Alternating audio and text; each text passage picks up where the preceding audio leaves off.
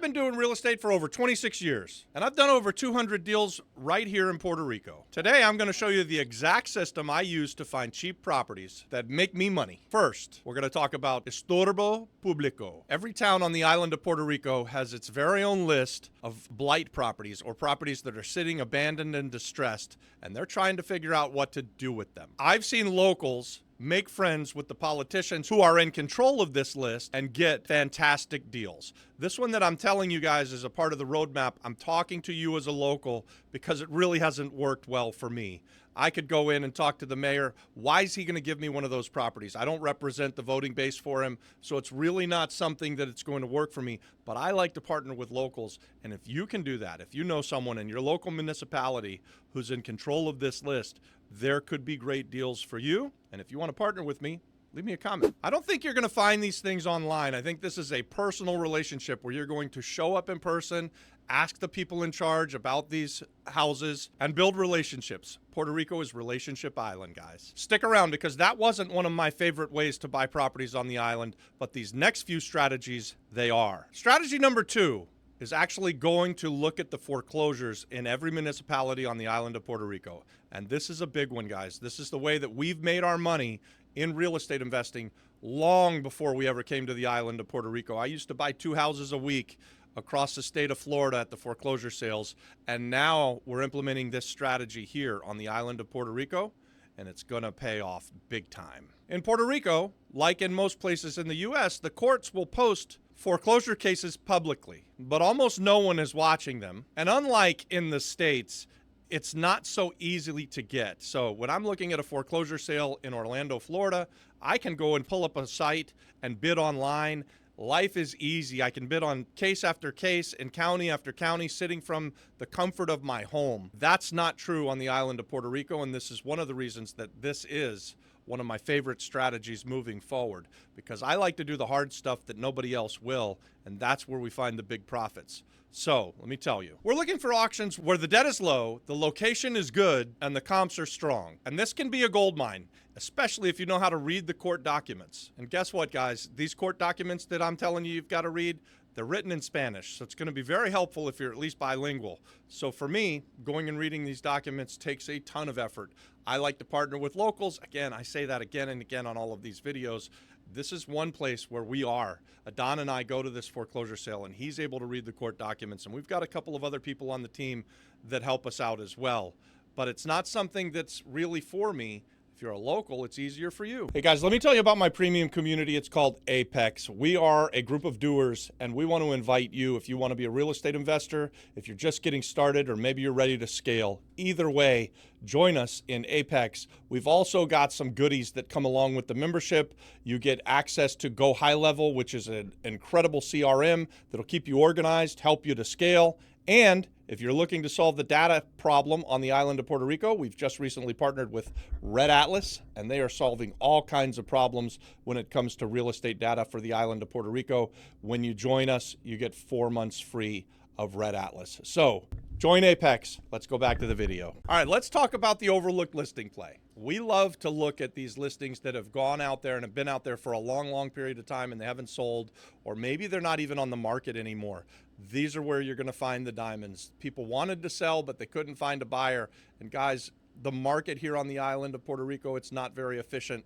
So there's a lot of these, and they can be gold mines. Remember, I said this is Relationship Island. You've got to make a lot of phone calls. You've got to call on these old listings. Maybe you need to track down the sellers and get away from the realtors who weren't able to sell them.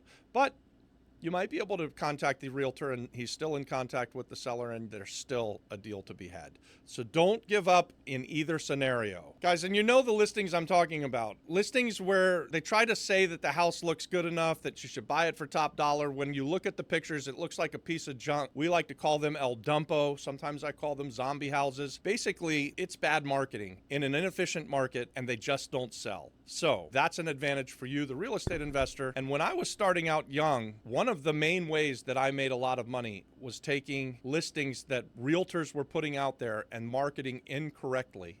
And then I would make them a lowball offer. I would get it under contract, and I would take the same house. This is back in the day when we did things through the newspaper, and they would have it out there as beautiful 3-bedroom, 2-bath, house in Conway, Florida, and you can buy it for $120,000. And I would offer them $60,000. And then I would get my offer accepted because the house wasn't beautiful. It was a piece of shit.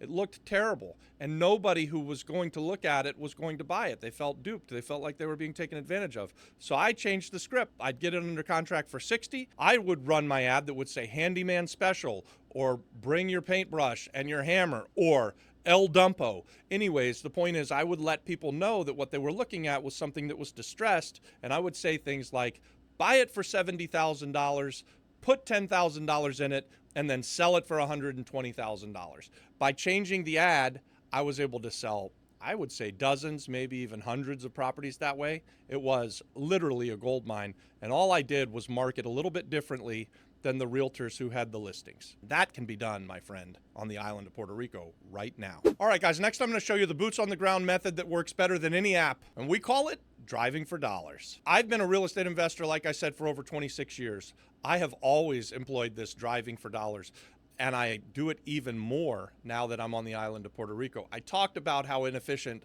the market is here. So driving for dollars and finding these properties that are for sale, this is just another way where if you put in the effort and you put in the time, you're going to find the deal of a lifetime. And here are the signs that I'm looking for when I'm out there driving for dollars. No electric meter, boarded up windows, or here it could be blocked up. So when they board up a house on the island of Puerto Rico, this is a fun fact, they don't use plywood like we do back home in Florida.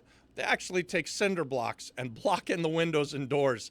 Pretty freaking cool, huh? So when I find something like that, I snap a picture and I start trying to find the owner. A lot of times what I'll do is I'll get out of my car and start walking around the house until the nosy neighbor, there's always a nosy neighbor even in Puerto Rico, comes out and asks me, who the hell am I and why am I there? And then I say, hey, I'd like to buy this house. Do you know who happens to own it? Most of the time, I don't get very far with it, but every now and then I get a phone number and I get in touch with the seller. And when I do, I know that I've got a distressed seller. I know that the house is in distress. I've been there, I've looked at it. And when I'm talking to them, I'm able to make great deals because of it. What happens a lot of times on the island of Puerto Rico, why these houses get left and abandoned, is because people die. And when they die, the inheritance goes from person to person to person, and you get this daisy chain where 10 cousins own it, and they're all in the States. No one lives on the island of Puerto Rico, and they don't know what to do with the property. And we provide a solution for them. As real estate investors, you get paid for the solutions you provide, or say it another way, you get paid to solve the problems. So if you can solve the problems for these distressed sellers, you can make a lot of money. And I think back on it, and I would say this is how I found some of my most profitable deals on the island of Puerto Rico. All right, hang tight though, because my next move is where the real secret sauce comes out. You see in my videos, these steps, they build on each other. I like to talk to the locals in the neighborhood where we're finding the zombie houses. So that means I'm talking to the nosy neighbor. I'm talking to the guy who's sealing the roof of the house next door. I'm talking to the contractors that are renovating the house around the block. These locals know everything about the neighborhood. They know who passed away. They know which houses have been abandoned for dozens of years. They know who's behind on their mortgage even, guys. We've literally had people hand us keys just because we asked. We did that recently actually on a foreclosure that we just bought, fixed up, and then we just sold. I'll do another video on that. But we were looking at it to go to the foreclosure sale, talked to the neighbor, and she said, here, I have the keys. And we got to go in and see the entire house, which gave us a big advantage when we were at that foreclosure sale because we got into the property and no one else did. You still with me? You should be. I'm about to show you how we scale this. And this is one of my favorites, the Rainmaker system. This is, we'll call step 6. Guys, I love me some Rainmakers. Here's where it gets good. I teach other people how to find these deals and we close them together. That's what our Apex community is. It's not just a group, it's a machine. We've got folks closing their very first deals, flipping houses, doing the buy and hold method, and even wholesaling. All here in Puerto Rico and throughout the USA. And if you want to build wealth, you don't need 100K. You need the right system and the right crew. Join us over on School. The links are in the description. The links are everywhere. Hell, comment yes and I'll send you the link and you can join the free community. And guys, if you're already there and you really want to scale, you want to kick it up a notch, we've got a paid community. And while the free community is great, the paid community is even better, and we're actually actively doing deals with people inside of our Apex community. So if you like that, comment Apex. I'll send you the link for that. It's $97 a month. Guys, it's the best money you'll ever spend. If you want to do a deal with Robbie Krager, the Flip Flop Flipper, join us on School, on our Apex community, and let's go. Let's do some real estate deals together, and let's make a bunch of money. Watch this next.